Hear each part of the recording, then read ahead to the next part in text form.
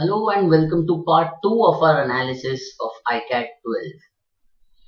In part 1, we saw that iCAT12, which is part of our All India National Level CAT test series for CAT 18, is an easy to moderate mock compared to the ones that you've seen earlier with a reasonably easy verbal section. We also saw that you could attempt anywhere close to 22 to 23 questions in verbal with a good accuracy in the time frame given considering the RCs present in that section. In this part of the analysis, we will analyze the toughest section of not only this mock but also CAT, which is DILR. So, as we said, the first thing here, the mock was easy to moderate with an average difficulty of 1.7. Now, what does this mean? This implies that if each question had a difficulty level mapped to it from 1 to 3, where 1 was easy and 3 was difficult, the average difficulty level of each question would hover somewhere around 1.7. That's a little below moderate. Does this mean that each question was on the easier side? No. This is just the average. How does this compare with the difficulty level for DILR? Compared to this 1.7, you can see that the difficulty level for DILR crossed 2.1. So it was then classified as a moderate to tough mock. However, how does this number 2.1 compare to what you would find in the actual exam? In the actual exam, we've seen that the DILR is somewhere between 2.2 to 2.25. So we can say that the section here was marginally simpler compared to the actual DILR in the CAT. So how do we analyze DILR? In verbal, we saw that we look at the length of the RC passage, the subject area, and the number of questions along with the difficulty level of the passage to ascertain the difficulty or its suitability. In DILR, the things are slightly easier and tougher at the same time. What does this mean? One, DILR by itself has a fixed format where we have 8 sets having 4 questions each. So you do not need to look at whether the set had 3 or 6 questions or any other combination. 2, you definitely have the average difficulty of the set. 3, it has certain subject areas which may or may not be to your liking. There's of course no fixed format like word length, but you might have graphs, caselets, tables, etc. So in DILR, typically the benchmark number to clear the cutoff is assumed somewhere around 4 sets or 16 questions. If the test turns out to be simpler or the section turns out to be simpler, your attempts can go up even up to 19 or 20. If the section is tougher, your attempts can go down to even 12 or 13.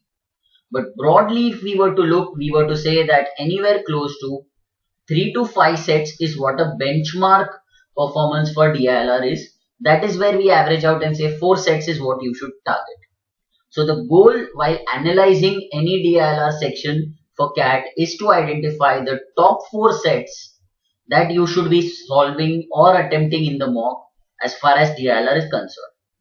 So here, when we look at these sets, we first look at the difficulty level of the sets and compare it with the average difficulty of the section. We see that the section was at around 2.1, which is broadly moderate to tough. However, there were 2 sets, 1 year and 1 year. Now this graph also tells you the relative placement of the tough and easy sets in the mock. This zigzag clearly points out that the first half of the mock or of this section had 2 extremely difficult sets along with 2 very simple sets. So it was more a question of finding the right set to solve. Whereas if I look at the second half of the graph, there were 3 reasonably doable sets here with 1 tough set sandwiched between the 3. So if I look at this, there were 3 sets that definitely seem tough or very tough. What were these sets all about? The first one, the one on numbered cubes, involved a lot of visualization in terms of converting an 8x8 cube into a 1x1 cube and then assigning numbers to those cubes. So this was a very good set to solve at home, but definitely not in the mock. One, because it involved a lot of visualization. Two, it would have taken up a lot of time without the knowledge that you got the right answer. So in an exam scenario, I would definitely skip this set. Similarly, the set on rectangular area. So there was a huge rectangular area with a lot of data given to you, more like a caselet, numerical logic based, but it was based on mensuration and a lot of data to be attempted. So this was again one more set that I would not have touched in the exam. The third set that I would have definitely skipped was this one on 4 set Venn diagrams. So here you had 4 vegetables. I believe it was potato, tomato, cabbage, etc. And this was to be sold in the market. So here there was again a lot of incomplete data, plus a lot of students are not very comfortable with the concept of a 4 set Venn. So in that sense, again, this is a set that I would have not touched. On the other hand, there were 5 sets which were reasonably doable. Which were these? So one among the easiest was one on transport, where we had a single table and 5 modes of transport. So you had to find the time involved for each of these. Once you did that, the set was solvable. So this is something that I would have definitely tried. Another set which was again easy was the one on crop weights, numerical logic based, plus the other aspect was that it was a purely theta or numerical entry set, which means that there was no negative marking involved. So again, this is a set that I would have tried. Then there was a set on the weights of coins, which was a mixed set, which means there were some questions which were MCQs and some which were numerical entry questions. But again, had I done this, the questions were fairly simple. So I would have tried this set. Out of the remaining 2 sets, you will observe that there was one set which was a pure matrix where we had 6 robots with their speed, time and distance given to us. So typically these sets are challenging in the sense that you need to first create the matrix, which might take close to 15 minutes. But if you do that well, the rest of the questions are a pure cakewalk and you can do those in probably a minute each. So on an average, such sets can take between 15 to 20 minutes, but there's a huge trade-off or a huge payoff in terms of marks. So this is something which I would have attempted as a student. The set on percentage bar graphs was fairly doable. The only challenge here was that both bar graphs appeared the same. However, when you looked at it, they were the same data represented in 2 different ways. So there was a little bit of a challenge there. And that is why I would have put it as a question mark. I might not have attempted this in an exam scenario. This was definitely a must do at home. Let's move to the next part of the analysis to see this in slightly more detail. So just as we did for verbal, we look at the average difficulty for each question in this particular section. So as we said, and as we can see, the set on the cubes as well as the set on area were both tough, with each question being on the tougher side. So definitely not to be attempted. Similarly, the set on Venn had only moderate to tough questions. Again, something that I would have skipped. On the other hand, when I look at this set on crop weights, observe a trend here. The first question is difficult, definitely. So this is something which implies that if I might take time solving this, but once I do this, the rest of the questions are a pure cakewalk. That is one of the reasons why I would definitely attempt this set. Look at the set on single table transportation. It has only moderate questions or easy questions. Now, when the first question is moderate, it also implies that you are not going to take too much time trying to arrive at a common table or analysis for this set. You'll get the answers pretty quickly and that will help you solve the rest of the questions. That is again another reason why I would have tried this set. The same logic also applies here, where I have 3 moderate and 1 easy questions. So I would have tried this as well. When I look at these last 2 sets, there's a small error here. This should have been on the higher side because it was slightly tougher. But in a matrix based set, again the same logic applies. You solve the first question, everything else is a cakewalk. So when I were to make a list of the top 4 sets that I had to attempt, as I said, this would be my list. Modes of transport, gold coins, the robot question on the matrix of 6 robots and the numerical logic in weights of crops. Let's have a look at some of these sets. Now when we have a look at these sets, please note that this is not a solution per se, this is just an analysis where we are broadly discussing a set to see the approach. So here we will not be looking at how this set was to actually be solved. So let's go to the last set first, the one on tables, which we said should have been attempted.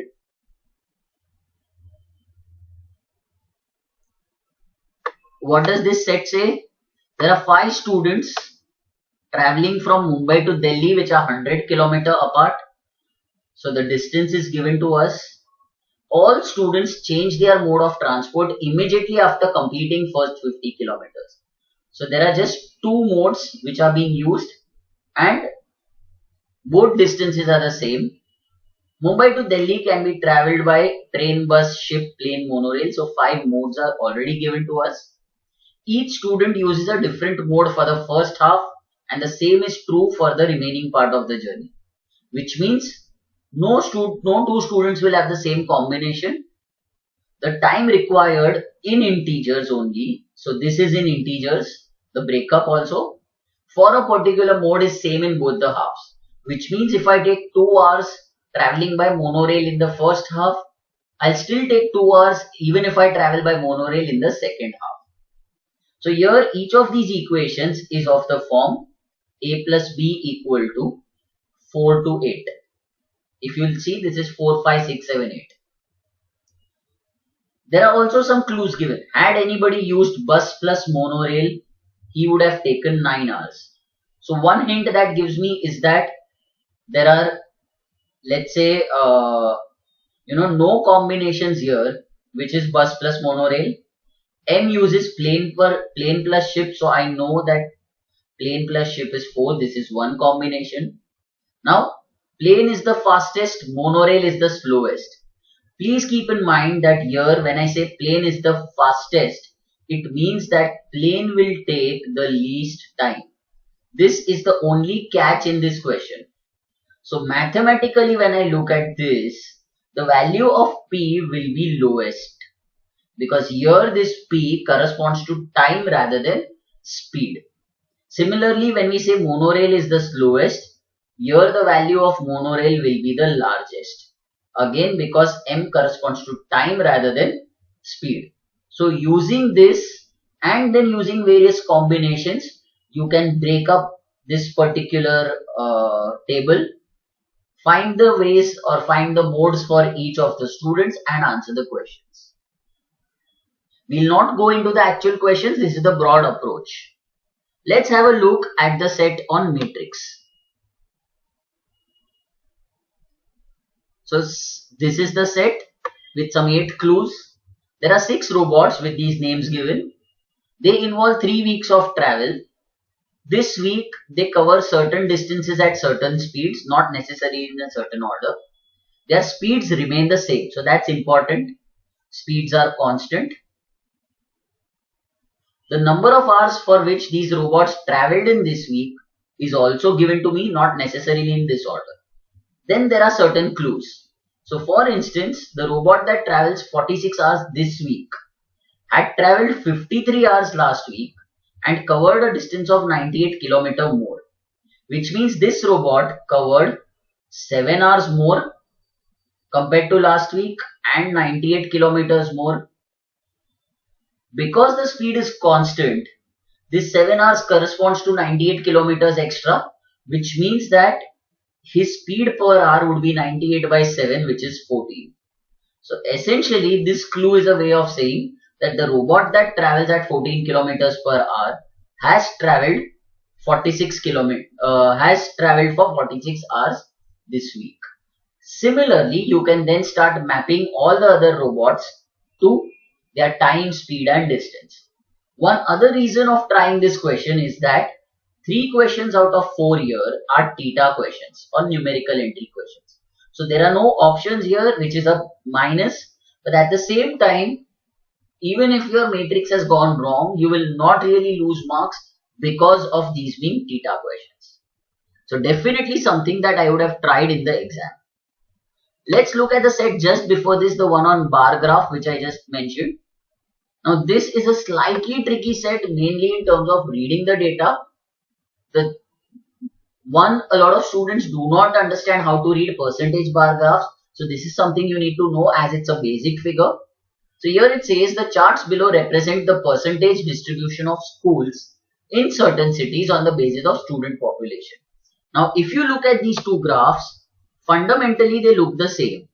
You have New Delhi, Bangalore, Ahmedabad, Hyderabad, Chennai, and it starts from less than 200 to 801 to 1000. But these two parts, year and year, differentiate the graphs. Now how do I read these graphs?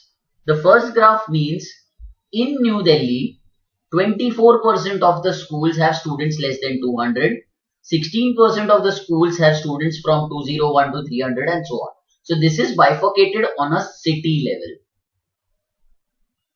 Whereas when I look at the graph below, this means that of all the schools having less than 200 students, 15% are in Delhi, 5% are in Bangalore, 40% are in Ahmedabad, 22.5% are in Hyderabad, and so on. So this is bifurcated really on a school strength level.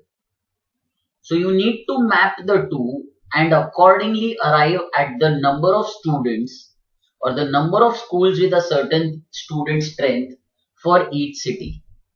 If you do not understand this, you will end up feeling that both graphs are the same and will waste valuable time trying to understand what this set is all about. This was partially one reason why I said I might not have tried this in the exam. Of course, somebody well versed with graphs or comfortable with percentage could definitely try this instead of the matrix question or any other question for that matter. Let's have a look at the question on rectangles. So here it looks like a good caselet where I have a rectangular hall and there are clues and you need to express certain numbers in a certain way, etc. But this had a lot of cases and it had a lot of clues to be filled up. So it would have been fairly time consuming to do this set in the actual exam. I personally might not have attempted in the exam. Of the remaining sets, I just want to show you one more, which is this set on cubes, which I said should not have been attempted. And I said that it involves a lot of visualization. Now, in a lot of ways, this was like a trap in the exam. Why do I call it a trap? This was the second set, so people first read it pretty quickly. One, it's a very short set with just 5 lines. It says there's a cube of dimensions 8 by 8 by 8 divided into smaller cubes, which is standard logic.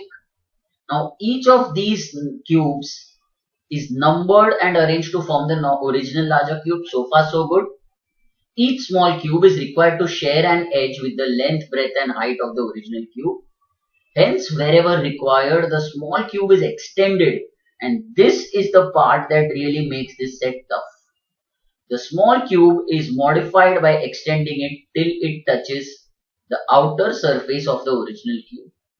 So if you are doing this in class, you can actually draw a cube and extend it in 3 dimensions and try and find the volume. It says the volume of the smallest cuboid that is formed, which means formed after extension, is written on each surface. So this numbered here is nothing but the volume of the smallest cuboid. So here there is a lot of visualization required to understand how a cube will be extended along its length, along its breadth and height.